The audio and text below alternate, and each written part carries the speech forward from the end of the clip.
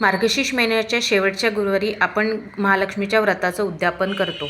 तर या व्रताच्या उद्यापनाला ही खास थाळी बनवा, जी पाहायला जेवढी सुंदर दिसते त्यापेक्षाही चवीला खूप छान अशी लागते. तर इथे मी वरण, भात, कढी, रसरशीत असा गाजराचा शिरा याची रेसिपी मी एंड स्क्रीनला दिलेली आहे. त्याचबरोबर फ्लावर, वटाणे, आलू आणि गाजर याची मस्त अशी चमचमीत भाजी, त्याचबरोबर पालकेचे भजे अगदी कुरकुरीत कांद्या भज्यापेक्षाही कुरकुरीत लागतात, याची पण रेसिपी मी आय बटनला दिलेली आहे. मऊ मऊ अशा चपात्या आणि बघा रोज फ्लावर्स, जी गुलाबाची फुलं आपण देवीला अर्पण करतो, तर यावेळेस नैवेद्यात सुद्धा अर्पण करा. तर ही रेसिपीसुद्धा मी एंड स्क्रीनला दिलेली आहे गुलाबाच्या फुलांची.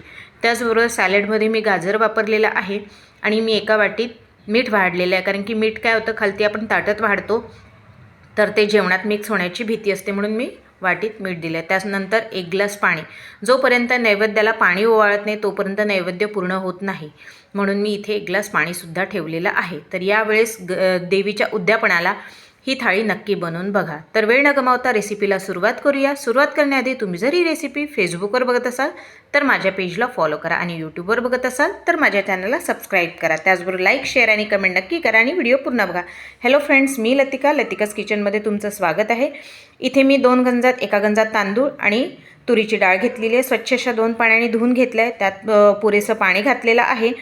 भातात मी थोडंसं मीठ घातलेलं आहे, म्हणजे तांदळात थोडंसं मीठ घातलं आहे चवीपुरतं. हवं तर ते तुम्ही स्किप करू शकता. आणि वरणाच्या म्हणजे डाळीत, तुरीच्या डाळीत थोडंसं हळद घालून ते कुकरला चढवून दिलेलं आहे, म्हणजे आपला कुकर मी चढवला. इकडे पीठ मळायला घेतलेलं आहे. तुम्हाला जेवढ्या चपात्या करायच्या त्यानुसार तुम्ही पीठ घेऊन त्याला थोडं थोडं पाणी घालून असं मळून 10 मिनटं रेस्ट करायच्या, म्हणजे आपल्या चपात्या मऊ मऊ होतात. तर हे रेस्ट करू देते. तोपर्यंत इकडे कढीची तयारी केलेली आहे. तर 1 पाव ताक घेतलेला आहे, त्यात 2 चमचे बेसन, अर्धा चमचा हळद आणि चवीपुरतं मीठ घालून याला घुसळून घेतलेलं आहे. व्यवस्थित घुसळून घ्यायचं आहे. त्यानंतर आपण ताकाला फोडणी घालूया, म्हणजेच आपण आपली कढी करून घेऊया. तर इथे गॅसवर मी गंज ठेवलेला आहे. सोबत कुकरसुद्धा होत आहे. त्यात मी 1 माप तेल टाकलेलं आहे. अगदी थोडंच घालायचं ते कढीला तेल, कारण की कढीला जर तेल जास्त झालं तर ते तेलकट कढी वाटते, म्हणून. त्यात मी 1 चमचा राई घातलेली आहे, अर्धा चमचा जिरं घातलेलं आहे. आता हे दोन्ही तडतडलं तर 2-3 मिरच्या कापून आणि कढीपत्तासुद्धा घातलेला आहे. फोडणी छान तडतडलेली आहे. आता यात आपण जे ताक घुसळलेलं आहे ते घालून घ्यायचं आहे. ताक घालताना थोडी दक्षता घ्यायची, म्हणजे आपल्या हातावर थोडं थोडं करून घालायचं, म्हणजे जी एकदम भरकण येणारं तेलाची वाफ आहे ती आपल्या हातावर येणार नाही आणि चटका लागणार नाही. तर थोडं सांभाळूनच करायचं. आता ताक घालून घेतलेलं आहे. आता त्याच ताकाच्या गंजात थोडं पाणी घालून, म्हणजे उरलेलं जे चिकटलेलं ताक वगैरे बेसन आहे ते पण सुद्धा निघून जातं. तर तुम्हाला कढी पातळ घट्ट जशी हवी आहे त्यानुसार आपण त्यात पाणी घालून घ्यायचं. तर कुकर झालेला आहे. कुकर मी उचलून ठेवलेला आहे. त्या कुकरच्या जागेवर कढीला शिफ्ट केलेला आहे. आता आपण भाजीची तयारी करून घेतो. ते मिक्सरच्या पॉटमध्ये 3 मीडियम साईजचे टोमॅटो रफली चॉप केलेला आहे, 1 इंच आल्याचा तुकडा घातलेला आहे आणि थोडंसं कोथिंबीर घातलेला. आपण या थाळीत कुठेच लसूण कांदा यूज करत नाही, अगदी सात्विक अशी थाळी यूज करतो आहे. तर बघा, इकडे मी कढी शिफ्ट करून घेतली. इकडे भाजीसाठी गंज मांडलेला आहे. त्यानंतर त्यात 2 माप तेल घातलेलं आहे. त्यानंतर आपण जे वाटण वाटलेलं आहे ते घालून घ्यायचं. तीच दक्षता घ्यायची जी कढीत आपण फोडणी घालताना घातली होती, तीच, म्हणजे हातावर आपल्या फोडणी उडायला नको आणि चटका बसायला नको म्हणून. तर मिक्सरमधलं सगळं काढून घेतलेलं आहे वाटण आणि त्याच याच्यात मिक्सरच्या पॉटमध्ये थोडंसं पाणी घालून जे चिकटलेलं वाटण होतं ते सुद्धा पाण्याच्या साह्याने मी काढून ते पाणी मसाला गंजात घातलेला आहे. आता इकडे कढीला छान उकळी आलेली आहे. आता यात कोथिंबीर घालून देते आणि कढीसुद्धा आपली रेडी झाली. तर कढी मी बाजूला ठेवून देते. तर आता इकडे भाज्या कुठल्या कुठल्या घेतलेल्या आहे मी ते बघून घ्या.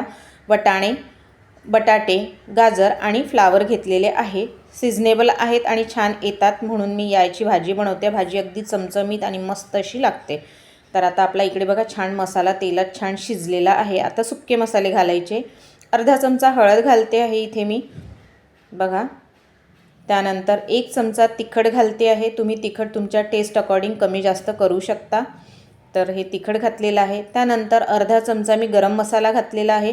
गरम मसाला हा घरी बनवलेला आहे, खूप छान असा चवीचा. तुम्हाला जर याची रेसिपी हवी असेल तर मला कमेंट बॉक्समध्ये नक्की कळवा. त्यानंतर 1 चमचा धने पावडर घातलेला आहे आणि अगदी थोडंसं 1-2 सेकंद छान परतून घ्यायचं हे सुके मसाले, म्हणजे काय होतं त्याचा फ्लेवर खूप छान येतो, सुगंधसुद्धा खूप छान येतो. त्यानंतर आपण ज्या भाज्या कापून स्वच्छ धुवून घेतल्या होत्या त्यासुद्धा यात घालून घ्यायच्या आणि फिरून घ्यायच्या.